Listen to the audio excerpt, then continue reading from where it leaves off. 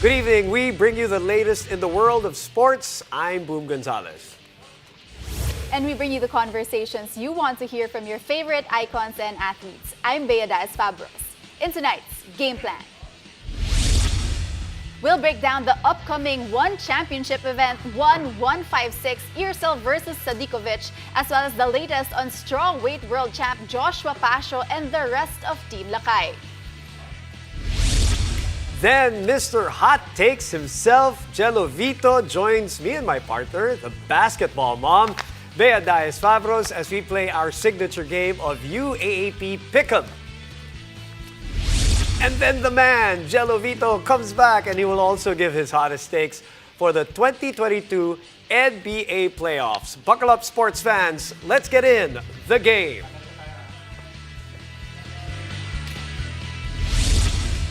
We kick things off with the latest from the PBA. Game 6 of the Governor's Cup Finals between Barangay Ginebra and Meralco Balls has been moved after a fire broke out at the Smart Araneta Coliseum earlier today. Game 6 will happen on Friday, April 22 at the SM Mall of Asia Arena, and all Game 6 ticket holders can refund their tickets at the Big Dome's ticketing office. Now, Boom, you know, in the last game, Game 5, there was a record-breaking 18,000 viewers all there in the Smart Araneta Coliseum. So, you know, we really can't wait for them to show their support, which what can be the last game of the conference, this Game 6 on Friday. Now, Bea, everyone knows that there's nothing like a PBA Finals crowd, as you mentioned and as you guys saw. Take it from one strawweight world champ, Joshua Pacio, and the legendary Team Lakay. After competing in front of the biggest crowds all over the world, they had a one-of-a-kind experience at the Big Dome. Let's watch this.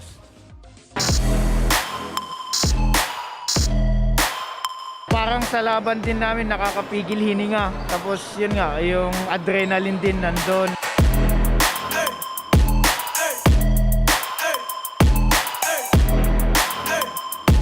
Kakaibang experience. First time to to.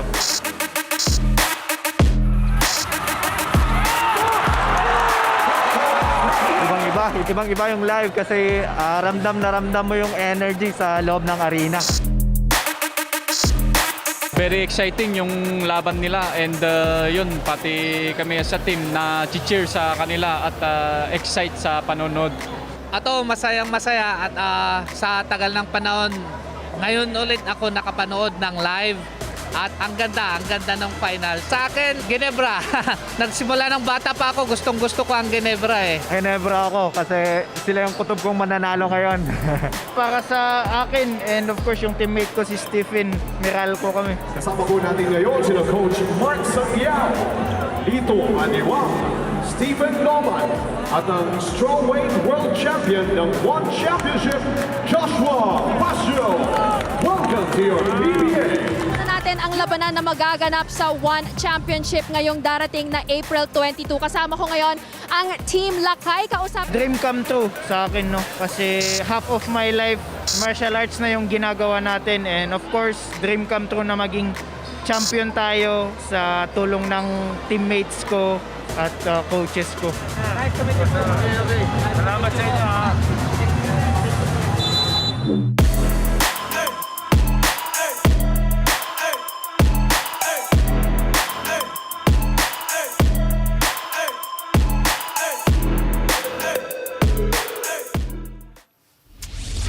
That looked like a lot of fun. All right, speaking of Joshua Pacio and Team Lakay, they have their eyes set on the explosive card of the upcoming 153. That's Irsil versus Sadikovic. This is Friday at the Singapore Indoor Stadium. And here to tell us more is one of the resident analysts on The Takedown. My good friend, I haven't seen him in a long time. Pat Hamlang, welcome to the game, man. Hey. Hi, how Pat. you Good doing? evening. Welcome to the game. Thanks for having me, guys. Okay, I want to get your reaction first and foremost from what you saw. I mean, you see, we're both fight fans, and then you see them watch other sports, in this case, the PBA Finals, an intense atmosphere. What does that tell you, and what do you think about it when you see other fighters watching different sports? Yeah, I think if as an MMA fighter, you have to train almost every day, right? It gets very redundant, gets very tiring. I think to step out of your job in a way and just watch something else and how athletes in different sports kind of do it and to get inspired by other athletes, I think is very important. I think for me, for example, as a jiu-jitsu coach, I study coaches from other sports, you know, just to see what their approach is to the game, what's the mental, Oh, okay, so okay. like watching Kobe interviews and whatnot, it helps. Yeah, that's definitely. true. You know, moving towards the event, the big event, the 150 event this Friday, you know, Joshua Pacio has all his eyes set on the match between Bokang Masanyane and Jared Brooks, just because whoever wins that match will face him for the one strawweight world championship. Now, when you look at this matchup, who do you think would be a better match against Joshua Pacio moving forward? If we think about like a better matchup in terms of excitement, it would be Jared Brooks. Okay, now in terms of an easier, I wouldn't say both of them are tough, but in terms of increasing our chances of actually retaining our belt, I think Bokang would be a bit of an easier matchup for him. Now, Jared Brooks is very aggressive with his takedown. He's the type of guy that keeps people down once he takes you down. And we saw that when he went up against Joshua's teammate, Adiwa. He kept him down, made it very frustrating for him. And I think that aggressive style of like wrestling is one of Team Lakay's weaknesses, going up against guys like that. So that'll be a tougher matchup for him. Bokang, though, has been looking really great on his feet. He just knocked out Rene Catalan via head kick knockout in like the first 37 seconds of the first round. So, yeah, very interesting. Either one of those is going to be exciting, but I think... Who do you want to see? Who do you want to see? Okay, you said who's tougher and who's the easier route, in your opinion, but who do you want to see? I want to see Jared Brooks. Jared Brooks has been very vocal also Right. about him trying to get the championship. He's a trash talker, and I feel like Joshua wants to win this back for his teammate. His teammate, Yeah, right? so there's a lot more there, right? When you have right. those two matchups. Vito Diwang is who we're talking about. Okay, but there are also two world championships on the line. Obviously, the lightweight kickboxing and the strawweight Muay Thai divisions. Tell us about those matchups. One, in that other matchup, obviously, an unbeaten fighter, like a 16 fight, 18 fight win streak. Win streak, and then Crazy. 6-0 and one championship. Tell us about that. So Ursul, he's going to be defending, I think it's his fourth defense Fourth already, defense, correct. if I'm not Right, mistaken, going up against Sadigovic. Yes. And with Ursul, I think he's got one of the highest striking rates in the kickboxing division, especially in the lightweight division. So volume puncher, keeps coming forward, but you've got a guy who does the same thing. You know, he likes to come forward as well, likes to stay in the pocket. But one thing to look out for with Ursul is his knees. Flying knees to the body. He's had a lot of knockouts from there. Right. And so going up against a guy like Sadigovic who likes to close the distance, those knees are going to be something that he has to watch out for against Ursul. So that's going to be an interesting one. I think it's a main event for a reason because you have two guys that are super aggressive that just want to meet in the middle. You know, He hasn't had a knockout in a while, though, right? It's been decisions as of that late. last one was a tough one Right, for him. right. Now, let's move on to another matchup that's very exciting as well. The strawweight Muay Thai belt between Jackie Buntan and Smilia Sundal. So what do you think about this matchup and who do you think will come out victorious? That's a tough one. For those who don't know, Jackie is Filipino. Yep. She just has not been here in the Philippines before. It's her dream to fight in a card here in Manila. So I think for her to win that belt is going to make history for not only in the Philippines, but it's the inaugural belt for that division, right? So in terms of what I think will happen, Sundel is very aggressive. She's only 17 years old, but she's had a lot of fights already. Out of her 32 wins, I think she has like 22 knockouts, constant pressure, long reach. And when you go up against Jackie Buntan, whose boxing is really good, she needs to get on the inside. And so that's going to be the plan. That's going to be, I think, the problem that she has to overcome is finding a way to cut angles so she can get on the inside. So that's another interesting matchup. Yeah. Okay, before we let you go, we got to get your prediction on the two fights. At the very least, those two main events. Let us know. What are you? Well, we can't go against the Phil American, right? Yeah, so that's an automatic. Okay, it's an Buntan, automatic. Let's Yeah, go. of course. then let's go with the Yeah. undefeated fighter and the veteran. Who's going to win that one? I'm going to have to go with Ursul Okay. on that main event. I think he's just got a lot more tools, Okay. and he's more consistent. Fourth defense, right? Yeah, if I'm not mistaken, yeah, So you fourth. think, so you think he's keeping the belt? All right. Interesting. We're not going to go against Pat I thought you were here. gonna bet against No, me. no, no, definitely not. Maybe off the air, I will. Hey, good to see you, man. There you have it. Belts on the line. A chance for one of our kababayans to make history and a preview of what's next for Joshua Pacio. Don't miss out on 156 Irso versus Sadikovic. This is Friday already, 5 p.m. on One Sports and One Sports Plus. Pat, thank you very much. The Thank you, takedown, Pat. don't forget. Keep watching it. In the meantime, after the break, Mr. Hot Takes himself, Gelo Vito, joins me and my partner, the basketball mom, Bea Diaz-Fabros, as we play our signature game of UAAP Pick'em. Stay tuned, you're watching The Game.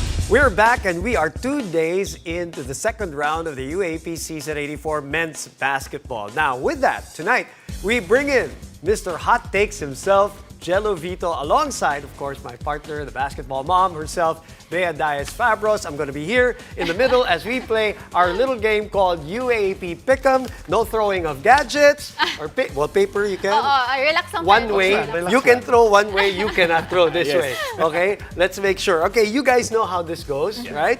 So we're gonna welcome to the show as let's make Yes, it a little- welcome, Yeah. Gelo, as always. Let's get all the pleasantries out of the way. Okay, we have our first round, and I'm going to ask you to pick. All right. Okay. All right. First choices would be Ange Kwame versus Xavier Lucero. Ooh, I think I have to go with Xavier Lucero with this one. Xavier Lucero. Lucero. Okay, and Because, well, it's his first time in the UAP. But he's already made an impact right away. Kahit yung first game niya, he wasn't really that well. Pero nung he adjusted well, naging okay na siya with the crowd and all of that. Like, galing eh. I really enjoyed how he plays. And he's gonna bring UP to that level. you think? Maybe. Let's see. Inunahan ka sa choice, Bea. You You can know- I don't know. What do you think about this? You know, actually, I have to agree with Gelo. I mean, Ange Kwame, we all know that he still is producing those monster double-doubles as usual, despite the fact, that a lot of the limelight is on the guards in the past few games, but he's still there producing the numbers. But Zave Lucero is I think the biggest revelation in the UAAP. I mean, we all know that UP got so many blue chip recruits, but Zave Lucero, we didn't really know much about his past just because he came from Cal State Maritime Academy in the States. But Could have been an Atenean.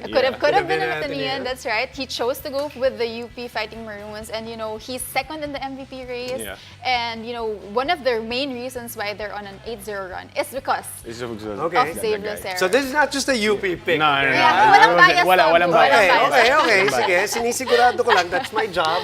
Okay, let's go with the second choice. Jerome Lastimosa versus LJ Gonzalez. Ako, ganda dyan. Sige, dito muna ako sa kaliwa ko. Okay. I'll start with Bea for this one. Jerome Lastimosa, LJ Gonzalez, if you had to choose. Yeah, well, both are really spitfire guards, but I have to go with Jerome Lastimosa just because of his heart. I mean, we've seen how he has really gotten that leadership role for the Adamson Soaring Falcons, despite the fact that, they lost games maybe with a margin of around less than 3 points in so many games in the first round. We've seen him explode in that game yesterday. Scoring, I think he had that monster fourth quarter. I think he scored around 9 or 10 points, and that allowed them to get that allowed them to get back into that ball game versus the NU Bulldogs. So I really admire how he has gotten that leadership role and has been really taking charge for the Adamson Soaring Falcons, despite them not really having the best of standings currently. Well, they are on a 2-game winning streak. Exactly. And those 2 wins, you can credit to him. That's right. Does that mean you're going with him also? Anong yes? I might have. No, I really appreciate yung Okay. ginagawa ni Jerome Lastimosa, Yeah. but I think I have to go with LJ. Why? Oh, I have to okay. go with Why LJ. would you go against Bea? Hindi, kasi with LJ, because for FEU, everyone's highlighting RJ Barientos, and even Royce Alforque for those 3 guards. But medyo underrated for me si LJ. I mean, good point. He's been that guy pag wala si RJ, pag wala si Royce Alforque. That's right. If someone needed scoring, nandun si LJ. When someone needs to defend the best guard of the other team, LJ is there. LJ gives that for FEU, and yung energy pa rin na pag wala yung dalawa, si LJ nagko-cover for that. Okay. Won't argue with point, that. yeah. Speaking of RJ Barientos, isama na natin siya sa mga choices. Our next one, RJ Barientos and Shawnee Winston, who just scored 33 points in 3 yesterday, quarters, right? RJ also scored 33 points not too long ago. Okay, unahin kita. I'll go with RJ Barientos. Okay. Just because, he can score, he can create and everything, but with Shawnee Winston, I still feel his inconsistency. Okay. That's why I didn't really choose him. But in terms of RJ Barientos, again, he's been a scorer, he's been creating for FEU, he's been a bucket. So, he's been a focal point for the offense of FEU right now. So, Okay. it may not be translating in the wins and losses, pero kitang-kita, RJ is that guy for FEU. The wins and losses, does that affect your choice here in I this think one? I have to disagree with Gelo in this one. Alright. I'd go with Shawnee Winston. Okay. On the perspective of him, adjusting his game. He had that 22-point game in his first game for LaSalle, and he automatically became, the focal point of the defense of LaSalle. But I think that's also one of the reasons why his points dwindled in the previous games in the first round. But what I like is how he was able to adjust. I think that Holy Week break really allowed him to, watch those films, adjust his game. And we saw that yesterday when he scored 33 points in just 3 quarters versus UST. So I think that there's a lot more improvement for him, and I think he's a matchup problem at his position. So, a lot of good things will be coming for Shawnee Winston. All right, I'm going to make it tougher for both of you All right. again. Richie Rivero, Dave Ildefonso. Oh, yes. Yes, you cannot Let's go, get out Jag. of this one. Yeah. Okay, Gelo, go ahead. I think I have to go with, sorry sa mga UP fans, I think I have to go with Dave. Okay. I have to go with Dave. Okay. Again, not to discredit Richie, he's been playing well, lalo nang start ng second round. He's been that guy for UP pa rin, lumalabas yung laro niya. But with Dave, knowing the system of Coach Tab, lahat has to have the ball and everything. Pero he still stands out there. You know, meaning na parang you see him be there for when they needed that guy, a guy who needs to score, needs to create. Dave's that guy for them. You know, kahit sabihin mong yung UP naman kasi, they have a lot of tools, they have a lot of, sabi nga nilang bala. But I think mas nagsa-stand out for me si Dave. Okay. Do you agree, disagree? I mean, I agree with his point that Dave Ildefonso, coming from NU, from a superstar to, incorporating to the system and the balanced playing minutes of Ateneo, that really is, a big advantage for Dave Ildefonso. But for Richie Rivero, I really admire how, number one, he's been able to adjust his game mid in the season. He started out a little bit inconsistent, but then towards the latter portion of the first round and in the past 2 games in the second round, you've really seen him, I think, mature more, really embrace that leadership role. After that dismal season, I think in season 82, I think he's really shining bright. And we're seeing that Richie Rivera 2.0 after that LaSalle days. So I really like and admire how he's really embraced that leadership role for you. Now, this is just warming you guys up.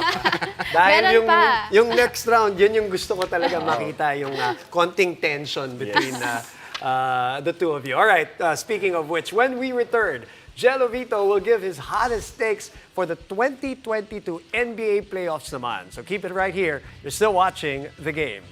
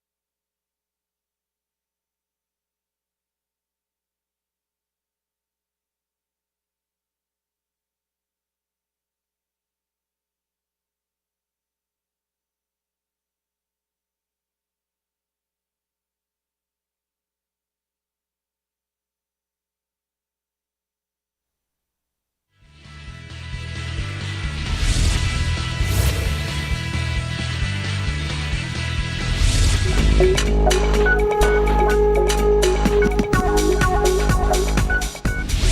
still watching The Game, and as the first round of the 2022 NBA playoffs continues, let's break down some playoff hot takes to be given by the one and only Mr. Hot Takes himself, Gelo Vito. Okay, tama na yung warm-up. All right. Ito na talaga. Huwag na tayo, diretso na tayo sa mainit na usapan sa mga hot takes mo. Okay, I'll get to your hot take number 1. All right. Okay, you said it's rebuild time for the Utah Jazz. Yeah. Again, they had the chance last season to be there at the top, but again, this is the second straight season na they're very consistent, playoff team sila, but Ito ba chinempo mo na wala si Paolo? actually, kaya ako chinempo. Kung nanonood ka pa, I'm sorry. Baka lumipad na naman yung papel dito. Oo nga eh. That's my idea, Pao. This is all him. But then again, yun nga, they've been in very consistent in the playoffs, pero I don't see them really going more. Step further. Step further. You think this core has run its course? I think they have to get new guys in, build the team around. Donovan Donovan Mitchell. I'm not saying Rudy Gobert should go, but you are saying but it. I'm saying But you are ganun na rin, saying it. pero Okay, But are okay. you just saying this just because they lost that game badly on Not- that second game? not Because really. I think that in terms of like offensive power, Yeah. they still have it. I mean, their guards are still strong. They Yeah. have Jordan Clarkson, Donovan Mitchell, and then you have Rudy Gobert. I mean, yes, maybe you can add one more big man there, but do you think that it really needs that whole switch? Rebuild, as in and rebuild? from Not that scratch? Because much. I think they do have no, those they have main pieces. They have pieces, yeah. Maybe they still stick with Donovan Mitchell, Jordan Clarkson, and let's say sige, even Rudy Gobert. But you know, in the point guard position, Mike Conley is getting old, Bogdanovich is getting old, and I'm not sure if Joe Ingles is gonna return. Oh, yeah? Okay, okay. So you Sige, can work sige. around that. Okay, sige. I think we need to wait first for the first round. I think they can still Yeah. get past it. So they're 1-1, right? They're 1-1. Okay, let's see. Without Luka, though. Without Yeah. Luka. Yeah. in there. Okay, sige.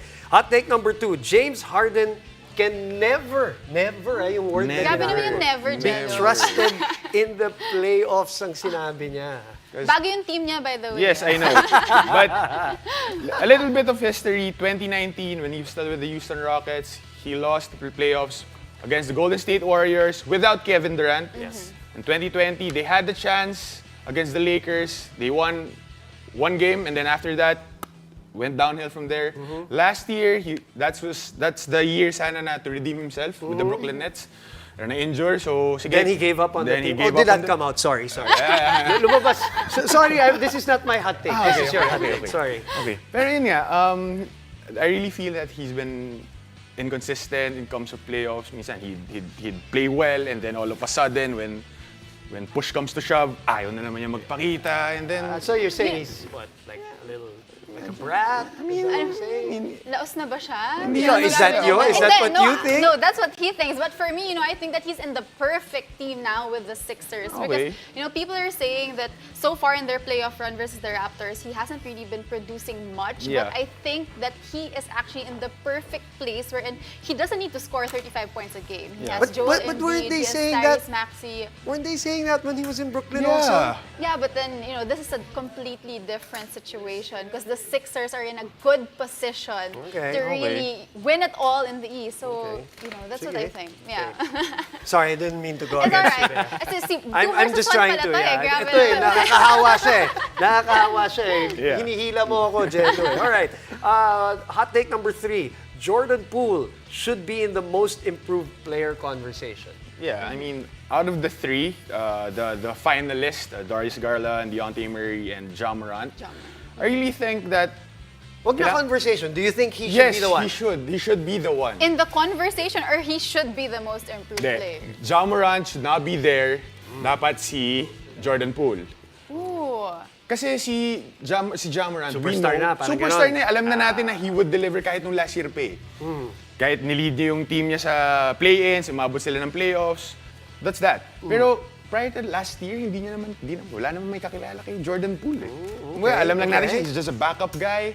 And right now, he's scoring 56 points Wild, in two Medyo games. wild. Medyo wild siya Medyo ngayon. wild. Hindi natin siya in-expect na ganon. Coming into the playoffs na nagsa-start siya and putting up career numbers. Do you think? I think Jordan Poole really should be in the most improved conversation just because when you just look at the stats, his numbers really went up, and when in the Warriors, he really is playing well in the playoffs. But to take out Ja Morant, in terms of the most improved player, I know a lot of people are saying na superstar na siya, na, yeah. dapat hindi na siya nandun. But if you Kasalanan ba niya Oh, yun? kasalanan ba niya yun? If you look Yan. at the stats and even how he brought his team from the 8th team to the 2nd place in the NBA. I mean, doon pa lang, diba? Dapat, I think hands down, most improved player should go to Ja Morant. Hindi niya So, kasalanan. Okay, we don't have much time, but we have to get to the last one. Giannis Antetokounmpo is the best player in the NBA right now. That's what you said. Yes, kasi he's very passionate. He makes his team Passionate? better. Very passionate na manalo. Kitang-kita mo lahat eh. I mean, he's been that guy for the Bucks. He's been scoring a lot, doing all the work. Okay, we Lahat know na. that already. Agree, disagree. what about Nikola Jokic? What Okay. about Joel Embiid? I mean, So, good. We will end on Hindi that. ko naman sinabi We will mag-MVP end on siya eh. that, pero and we best will- player, di ba And MVP we will agad talk yun? about it in another episode of Hot Takes No more here time. on the show. Thank you, Gelo. Thank you for joining us tonight. My name is Boom Gonzalez. Thank you for joining us. My name is Bea Diaz Fabros, and this has been The Game. Ayan.